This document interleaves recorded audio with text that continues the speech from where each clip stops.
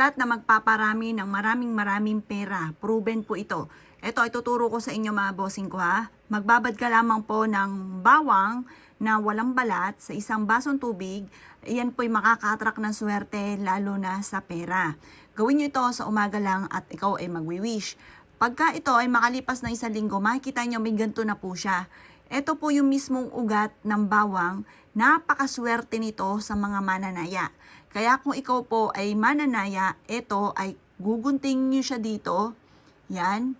Tapos, ito po ay isisiksik ninyo sa inyo pong pitaka. Ang dulot nito ay napakaswerte. Ito po yung ugat na ito ay napakaswerte lalo na sa mga mananaya. Kaya kung ikaw ay mananaya, ito ang wag na wag kang magpapawala. Ito yung ugat ng bawang. Tapos itong kuntil ng bawang, pwede nyo itong kunin at isiksik nyo rin sa wallet po ninyo.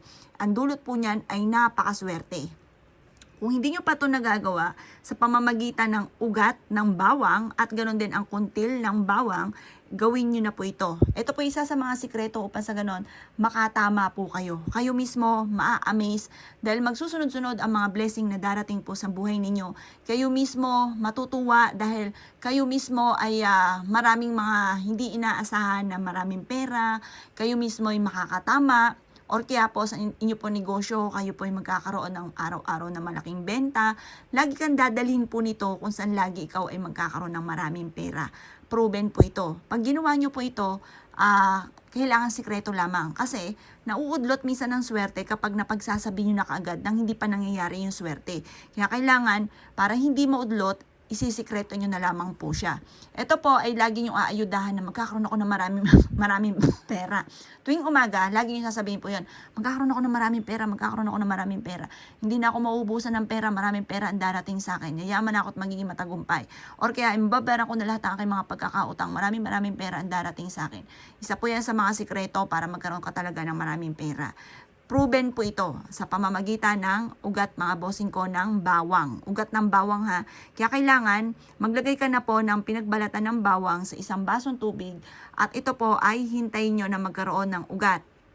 1 week lang po hintayin ninyo. Makikita nyo po yan ang haba na kaagad ng ugat. Yung ugat po niyan, kukunin nyo at ilalagay sa wallet. Tapos kapag nilagay nyo siya sa wallet, sabihin nyo po, maraming pera ang darating sa akin. Maraming pera ang darating sa akin. Ganon pa mga bossing. Tapos pagising nyo sa umaga, maraming pera ang darating sa akin. Ayudahan nyo po yung mga salita na ganyan. At yung mga lagi nyo sinasabi, magkakatotoo po yan. At makakatulong po itong ugat ng bawang upang sa ganon, ang inyong swerte ay nakapako na. Hindi laging aalog-alog. Hindi parang meron ngayon, bukas wala. Ito po, tutulungan ka para ang swerte po ninyo ay maging permanente na, parang nakapako na yung swerte. Tulungan nyo po ang inyo rin sarili, magsisipag ka, pagtas tulungan nyo rin sa mga gatong mga pamamaraan.